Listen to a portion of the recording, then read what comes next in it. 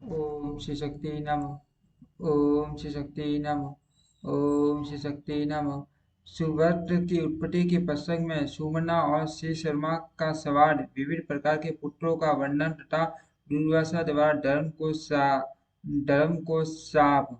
ऋषियों ने कहा, सूची अब हम महात्मा सुव्रता का चरित्र सुनाना चाहते हैं। वे महाप्रज्ञ के किस गोत्र में उत्पन्न हुए हुए और किसके पुत्र थे।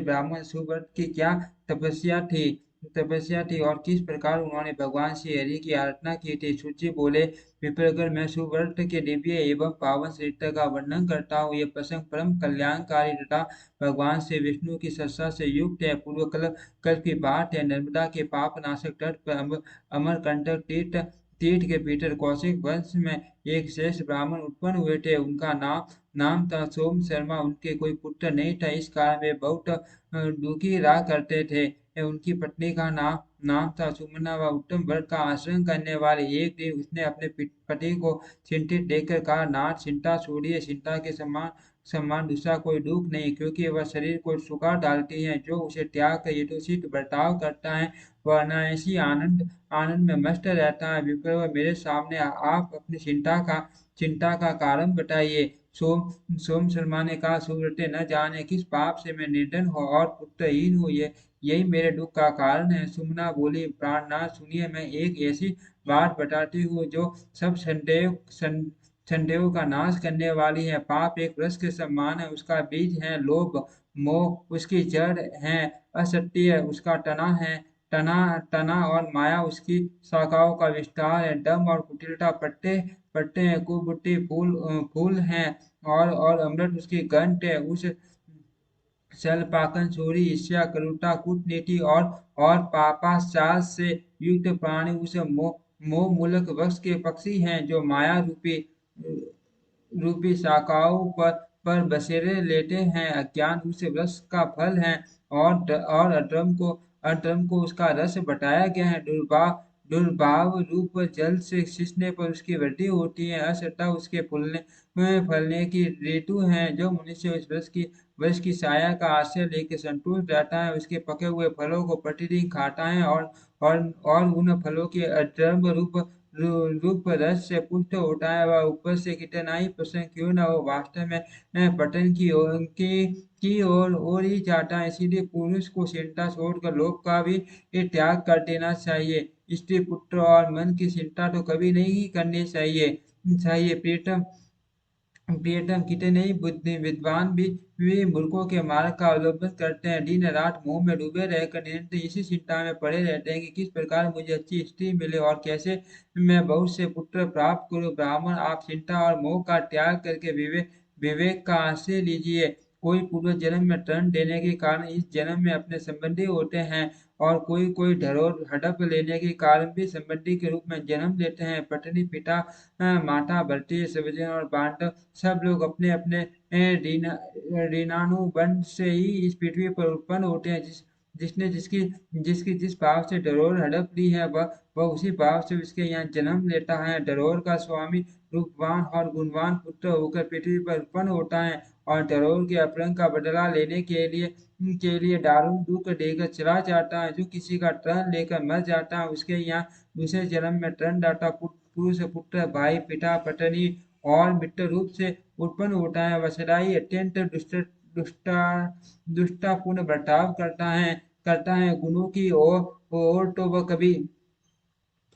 कभी देखता ही नहीं। क्रूर स्वभाव और निष्ठुर आकृति बनाए अपने स्वजनों को सदा कठोर बातें बातें सुनाया करते हैं। प्रतिदिन मीठी मीठी वस्तुएं स्वयं खाता है। घर में रहते हुए धन का बलपूर्वक उपभोग करता है और रोकने पर कुपित हो जाता है। विप्र और हब मैं आपके सामने शत्रु स्वभाव के पुत्र का वर्णन करते हो। वह बाल्यावस्था से ही सदा सदा शत्रुओं का सा बर्ताव करता है। खेल कूद में भी पिता पिता माता माता को मार मार कर भागता है और बारंबार ऐसा करता है। क्रोध युक्त स्वभाव को लेकर ही बड़ा होता है। क्रोधयुक्त स्वभाव को लेकर ही बड़ा होता है और सदा वैर के काम में लगा रहता है। वह प्रतिदिन पिता और माता माता की निंदा करता है। फिर विवाह संपन्न हो जाने पर नाना प्रकार से धन का अपव्यय करता है। घर और खेत आदि सब मेरा ही है, आप लोग कौन हो मेरा हाथ रोकने वाले। ये यूं कहकर पिता और माता को प्रतिदिन पीटता रहता है। उनकी मृत्यु के 50 न वह श्राद्ध करता है और न कभी दान ही देता है। ऐसे बहुत बहुत तेरे इस पुत्र बहुत आपके इस पुत्र आपके इस आपके पुत्र पुत्र इस पृथ्वी पर उत्पन्न होते रहते हैं। ऐसे बहुत आपके इस पुत्र इस पृथ्वी पर उत्पन्न होते रहते हैं। अब मैं उस पुत्र का वर्णन करती हूँ जिसके द्वारा प्रिय वस्तु वस्तु की प्राप्ति होती है। जैसा बालक बचपन से ही माता पिता का प्रिय करता है, वैसे से बड़ा होने पर भी उनके प्रिय साधनों में लगा रहता है और सदा अपनी भक्ति से माता पिता को संतुष्ट रखता है। स्नेह से मीठी वाणी से तथा प्रिय लगने वाली बात से उन्हें प्रसन्न रखने की चेष्टा करता है। माता पिता की मृत्यु के पश्चात संपूर्ण श्राद्ध कर्म और पिंडदान आदि का कार्य करता है तथा उनकी सदगति के लिए तीर्थ यात्रा भी करता है। प्रियतम, हम इस समय आपके सामने उदासीन पुत्र का वर्णन करते हुए विप्रलंब उदासीन बालक सदा उदासीन भाव से ही रहता है। वह न कुछ देता है और न लेता है, न रुष्ट होता है और न संतुष्ट। इस प्रकार मैंने पुत्रों के संबंध में सब कुछ बता दिया। पुत्रों की ऐसी ही गति है, जैसे पुत्र होते हैं वैसे ही पिता माता पत्नी बंधु बांधव तथा भृत्य आदि अन्य लोग भी बताए गए हैं। इनमें भी शत्रु मित्र और उदासीन आदि भेद होते हैं। मनुष्यों की तो बात ही क्या है, पशु घोड़े हाथी भैंस आदि भी ऐसे ही होते हैं। नौकरों की भी यही स्थिति है। ये सब ट्रेन के संबंध से ही प्राप्त होते हैं। हम दोनों ने पूर्व जन्म में न किसी से ट्रेन लिया है और न किसी किसी की डरोर ही हड़पी है। इतना ही नहीं, हमने किसी के साथ वैर भी नहीं किया, इसीलिए हमें धन और पुत्र आदि किसी भी वस्तु की प्राप्ति नहीं हुई। ये जानकर आप शांति धारण करें और बैठ की चिंता छोड़ दे।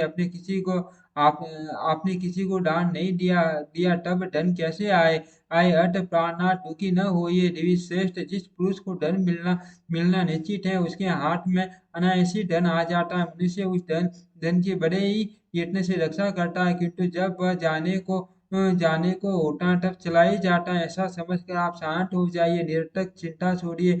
मान मोह से मूढ़ विवेक शून्य हुए मानव पाप में आसक्त होकर कहने लगते हैं कि यह घर यह पुत्र और ये स्त्रियां ही मेरी ही हैं, किंतु प्राणनाथ संसार का यह बंधन सदा झूठा ही दिखाई देता है।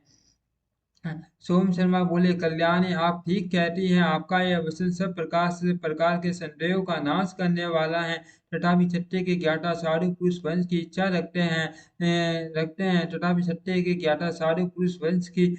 रखते हैं। प्रिय, मुझे पुत्र की चिंता है।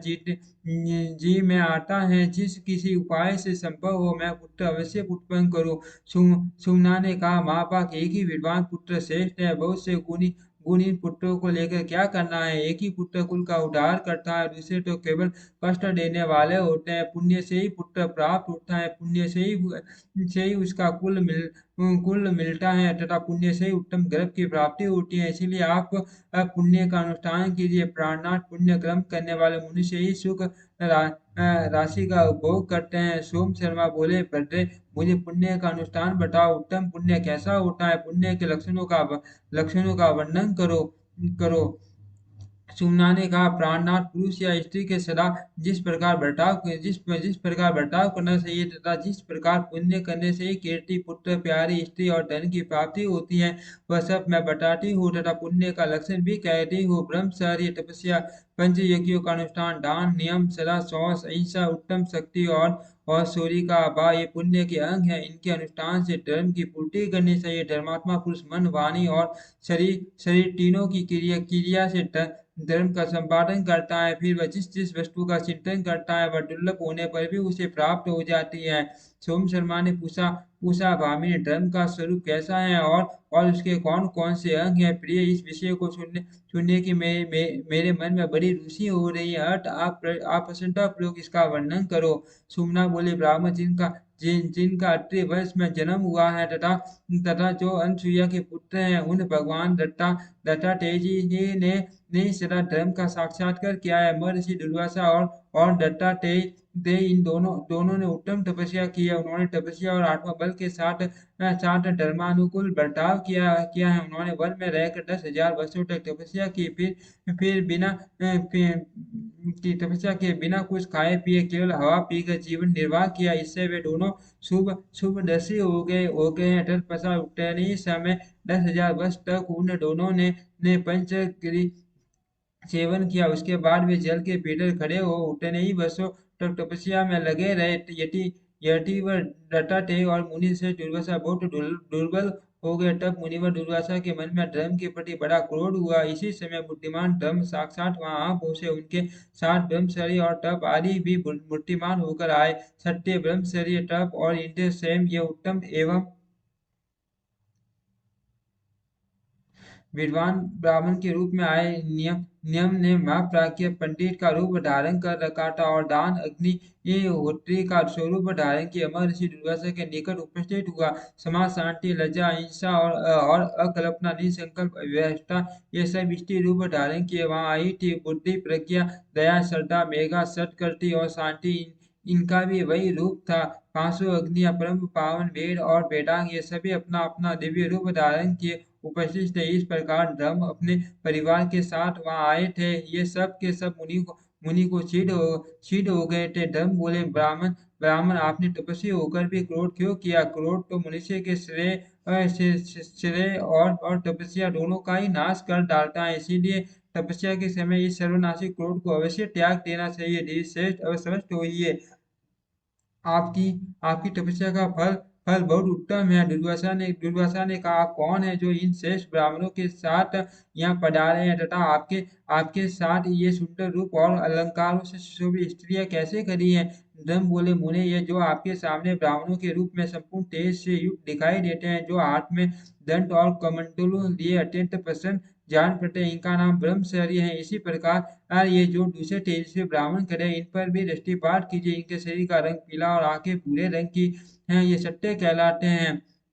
धर्मात्मन इन्हीं के समान जो अपनी दिव्य प्रभा से देवों की समानता कर रहे हैं तथा जिनका आपने सदा ही आश्रय लिया है, वही ये आपके मूर्तिमान तप है। इनका दर्शन कीजिए। जिनकी जिनकी वाणी प्रसाद गुण से युक्त है, जो दीप्तिमान दिखाई देते हैं, संपूर्ण जीवों पर दया करना जिनका स्वभाव है तथा जो सर्वदा आपका पोषण करते हैं, वही धम्म इंद्रिय स्वयं यहाँ व्यक्त धारण करके उपस्थित है। जिनके मस्तक पर जटा है, जिनका स्वभाव कुछ कठोर जान पड़ता है, जिनके शरीर का रंग कुछ पीला है, जो अत्यंत तीव्र और मान सामर्थ्यशाली प्रतीत होते हैं तथा जिन्होंने श्रेष्ठ ब्राह्मण का रूप धारण कर हाथ में तलवार ले रखी है, वे पापों का नाश करने वाले नियम है, जो अत्यंत श्वेत और मान दीप्तिमान है, जिनके शरीर का रंग सूर्य स्पष्टिक मणि के समान जान पड़ता है, जिनके हाथ में जल से भरा कमंडलू है तथा जिन्होंने दातन ले रखी है, वे 100 ही यहाँ ब्राह्मण का रूप धारण करके आए हैं। स्त्रियों में ये सुश्रूषा है जो सत्य से विभूषित परम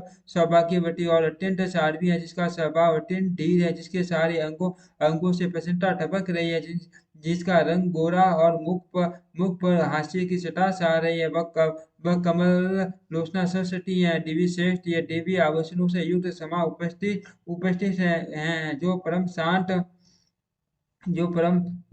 शांत सुष्टि और अनेकों मंगलमय विधानों से सुशोभित है। माँ प्रज्ञा आपकी ज्ञान स्वरूपा शांति भी देवी आभूषणों से विभूषित होकर यहाँ आई है। यह आपकी प्रज्ञा है जो परोपकार में संलग्न, सत्य परायण तथा सर्वलभ भाषण करने वाली ये समा के साथ बड़ी प्रसन्न रहती हैं। इस यशस्विनी के शरीर का वर्णन श्याम है, जिसका शरीर तपाए हुए वह सोने के समान उदीप्त दिखाई दे रहा है।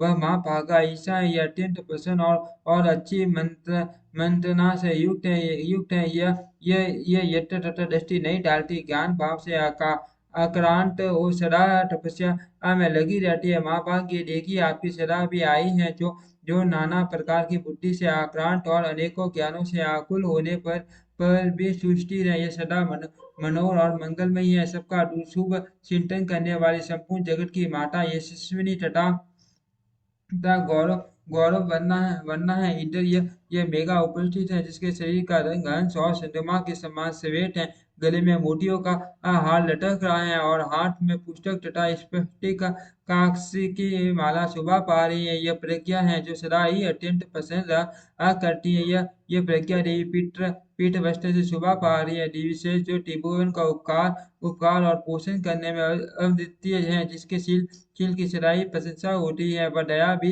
ये आपके पास आई है। यह वृद्धा परम विदुषी तपस्विनी अभाव की पारिया और मेरी माता है। सूरत में आपका मूर्तिमान धर्म हो, ऐसा समझकर शांत हुई, मेरी रक्षा कीजिए। विप्र, आप कुपित क्यों हो रहे हैं? दुर्वासा ने कहा, देव, जिससे मुझे मुझे क्रोध हुआ है वह कारण सुनिए। मैंने इंद्रिय स्वयं और सौ सारी केस में साधुओं द्वारा अपने शरीर का शोधन किया तथा तपस्या की, किंतु ऐसा करने पर भी देख रहा हूँ केवल मेरे ही ऊपर आपकी दया नहीं हो रही है। धर्मराज, मैं आपके इस बर्ताव को न्याय युक्त नहीं मानता, यही मेरे क्रोध का कारण है, दूसरा कुछ नहीं। इसलिए मैं आपको 3 शाप दूंगा। धर्म धर्म अब आप राजा और दासी पुत्र हुए। अब आप राजा और दासी पुत्र हुए, साथ ही स्वेच्छानुसार सांडाल योनि में भी प्रवेश कीजिए। इस प्रकार 3 शाप देकर देकर दिव्यश्रेष्ठ दुर्वासा चले गए। सोम शर्मा ने पूछा, भामिनी महात्मा, दुर्वासा का शाप पाकर धर्म की क्या अवस्था हुई? उन शापों का उपभोग उन्होंने किस प्रकार किया? यदि जानती हो तो बताओ। सुमना बोली, प्राणनाथ धर्म ने भरत वंश में राजा युधिष्ठिर के रूप में